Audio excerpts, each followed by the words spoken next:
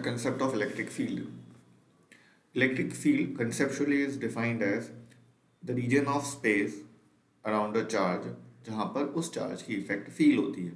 Charge की effect का मतलब अगर कोई चार्ज पार्टिकल उसकी विसिनिटी में आया तो उसको फोर्स लगेगा और कितना फोर्स लगेगा वो डिटरमाइन करती है ये क्वांटिटी. एग्जाम्पल के तौर पे अगर हमने एक क्यू चार्ज पार्टिकल लिया है तो वी नो दैट कि अगर इस सराउंडिंग विसिनिटी में, ठीक है, अगर कोई दूसरा चार्ज ले आता है तो उस चार्ज को फोर्स लगना चाहिए. तो लेट्स से यहाँ पर कोई चार्ज है Q. We know that there will be a Coulombian force between these two charged particles. और अगर दूसरा कोई चार्ज है Q2 तो उस पर भी फोर्स लगेगा. Again Coulombian force, electrical force जिसको हम कहते हैं. बट अगर कोई चार्ज पार्टिकल बहुत दूर है तो उसको कोई इंटरेक्शन ही नहीं है कैपिटल Q साथ, मतलब उसके ऊपर इस कैपिटल Q की वजह से कोई फोर्स नहीं लग रहा. सो वी से दैट ये Q3 जो है वो electric field of capital Q के बाहर है और Q1 और Q2 इलेक्ट्रिक फील्ड के अंदर है. तो कंसेप्चुअली इलेक्ट्रिक फील्ड मतलब इतना simple, the region of space around the charge particle जहाँ पे उस चार्ज पार्टिकल की इफेक्ट फील हो. And the effect here means कि दूसरे चार्ज पार्टिकल पे इलेक्ट्रिकल फोर्स अगर लग रहा हो तो हम कहेंगे कि वो उसकी फील्ड, वो सोर्स की फील्ड में है, वरना सोर्स की फील्ड में नहीं है. So mathematically the formula is electric field is equal to limit Q tends to 0 F by Q. So in a simple term, you can simply write electric field as E equals to F by Q in magnitude form. हम vector पे आते हैं थोड़ी देर में. So the value, the magnitude of electric field at any given distance R can be written as 1 by Q into 4, that is K Q1 Q2 by R square. This capital Q is your source and the small q is your test charge you mean. So हम because electric field जिस charge के लिए calculate कर रहे हैं वो source कहलाता है. तो अगर बिकॉज यहाँ पे मैं कैपिटल Q चार्ज के लिए इलेक्ट्रिक फील्ड कैलकुलेट कर रहा हूँ तो I will take the source as capital Q. Now moving ahead, ये Q gets cancelled, so we get an expression electric field at a distance r is given by simple KQ by R square. तो formula से हमें क्या जानने को मिला कि भाई इलेक्ट्रिक फील्ड जो है किसी भी डिस्टेंस पे, किसी भी डिस्टेंस r पे या कोई भी किसी भी पॉइंट P पे जो अगर r डिस्टेंस पे है Q चार्ज से, वहां पर इलेक्ट्रिक फील्ड की वैल्यू होगी KQ by R स्क्वायर. ठीक है. अब अगर because electric field is directly dependent on force and as force is a vector quantity, electric field has to be a vector quantity. So the direction की अगर हम बात करें इलेक्ट्रिक फील्ड के तो आपको दो सिंपल लाइन याद रखनी है. अगर पॉजिटिव सोर्स है तो एक P पॉइंट पे इलेक्ट्रिक फील्ड की डायरेक्शन हमेशा उससे दूर जाती हुई होगी. तो प्लस चार्ज की इलेक्ट्रिक फील्ड हमेशा उससे दूर जाती है अलोंग द लाइन जॉइनिंग. हाँ, ये बात याद रखना, it should be always be along the line joining the two charges. जैसे Columbian force along the line joining the two charges लग रहा था, वैसे इलेक्ट्रिकल फोर्स भी ऐसे ही लगता है. सॉरी, वैसे इलेक्ट्रिक फील्ड भी उसी कंसेप्ट को फॉलो करती है.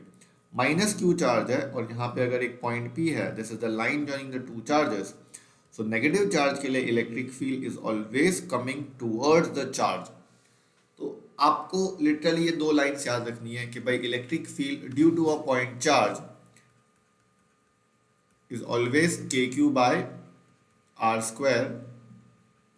और अगर उसकी डायरेक्शन की बात की जाए तो पॉजिटिव पॉइंट चार्ज होगा तो फील्ड जो है उससे दूर जाएगी और नेगेटिव चार्ज होगा तो फील्ड उसकी तरफ आएगी.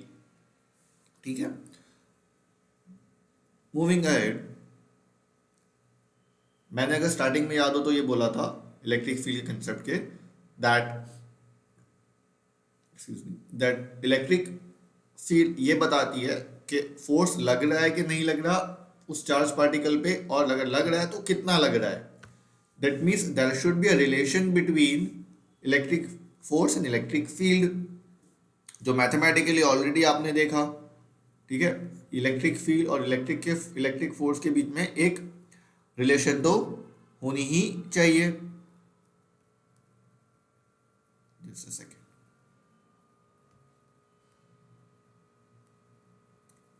Need some light. या so there should be relation between electric force and electric field, ठीक है। सो अब वो हम रिलेशन देखते हैं। एक्चुअली मैथमेटिकली ऑलरेडी आपने देख लिया, that is F equals to sorry E equals to F by Q. So you have F S Q into E. So what does this shows? That if E at a point is known, force on any charged particle at that point, force on any charged particle at that point can be calculated.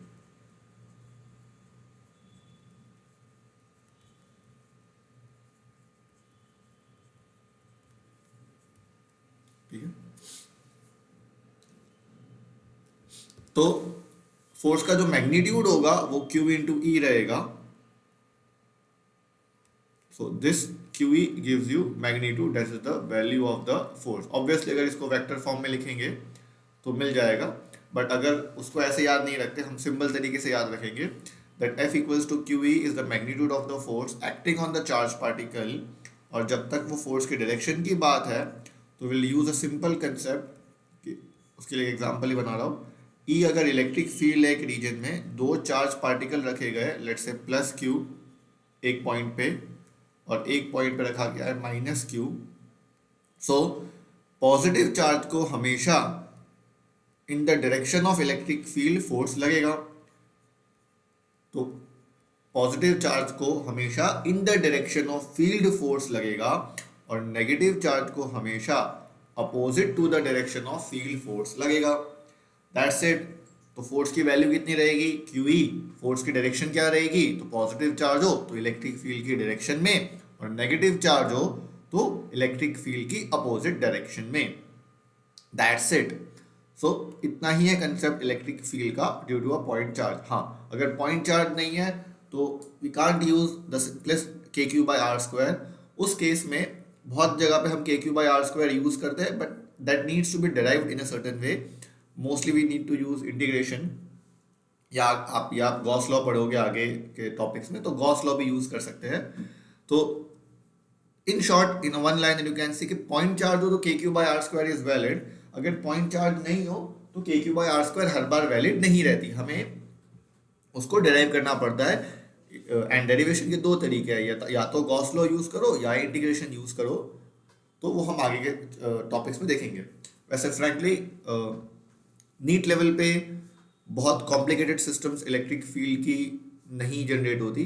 JEE में भी वैसे तो chances है कि ज़्यादा difficult system electric field के लिए पूछी जा सके, बट अगर हम हिस्ट्री देखें, PYQs को थोड़ा स्टडी करें तो वी नो दैट के बहुत कॉम्प्लिकेटेड सिस्टम्स नहीं जाती। जो बेसिक सिस्टम्स है जैसे लाइन चार्ज हो गया, स्फेरिकल शेल हो गए, कंडक्टर शेल हो गया, then you have planar sheet, infinite planar sheet, and कभी कभार रिंग और डिस्क। सो ये 4-5 सिस्टम्स है, उसी के रिगार्डिंग हमें क्वेश्चंस जनरली दिए जाते हैं इलेक्ट्रिक फील्ड के। उन सब के लिए अगेन हम फॉर्मूलाज आगे के चैप्टर्स आगे के टॉपिक्स में देखेंगे। ओके, अगेन डेरिवेशन सबके एग्जिस्ट करते हैं। मैंने डेरिवेशन का बोला, या तो गॉस लॉ या तो इंटीग्रेशन का कंसेप्ट यूज करेंगे। बट फ्रैंकली कॉम्पिटिटिव एग्जाम्स में अगर ये सिस्टम्स डायरेक्टली आ जाती है तो इनकी जो फाइनल फॉर्मूलाज है वो आप लोग को याद रखनी है, उसी से काम हो जाता है। इंटीग्रेशन की जो टेक्निक है डेरिवेशन की इलेक्ट्रिक फील्ड कैलकुलेट करने के लिए, वो थोड़े अनऑर्थोडॉक्स क्वेश्चंस में काम आती है। So will see to it, जब हम अगर PYQs करेंगे तब अगर ऐसा कोई क्वेश्चन हम इंटेंशनली रखें, मैं आपको बताऊंगा कि इंटीग्रेशन कैसे यूज़ करते हैं। बट अगैन उसके चांसेस स्पेशली नीट लेवल पे इतना डिफिकल्ट इंटीग्रेशन का थोड़ा कम रहता है। जहाँ तक जेई की बात है तो जेई वगैरह में पूछ सकते हैं इंटीग्रेशन की अनऑर्थोडॉक्स क्वेश्चंस भी। नाउ तो अभी हम जब कंसेप्ट्स डील कर रहे हैं तो कंसेप्ट्स के लिए हम पॉइंट चार्ज को लेके समझेंगे, बिकॉज उससे कंसेप्ट सारे समझ सकते हैं। स्पेशली दो जो फोर्स की डायरेक्शन है with respect to electric field, वो किसी भी तरह के सिस्टम के लिए वैलिड रहती है। दैट इज, पॉजिटिव चार्ज हो तो electric field is always away from the source, and अगर नेगेटिव चार्ज हो तो इलेक्ट्रिक फील्ड से अपोजिट डायरेक्शन में हमेशा फोर्स लगेगा। That is, the force is always towards the source. Now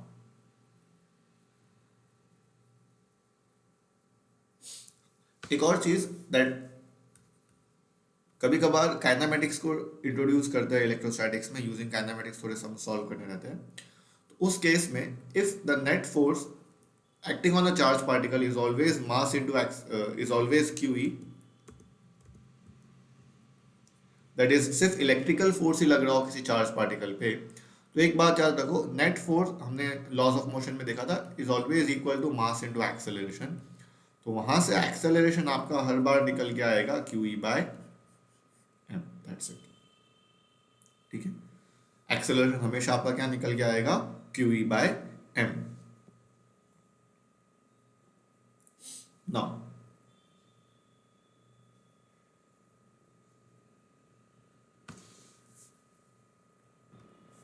अगर मल्टीपल चार्जेस प्रेजेंट है किसी भी सिस्टम में या एक स्पेस में, एक रीजन में, लेट्स से वो Q1 Q2 and randomly Q3, we need to calculate the electric field at this point P. So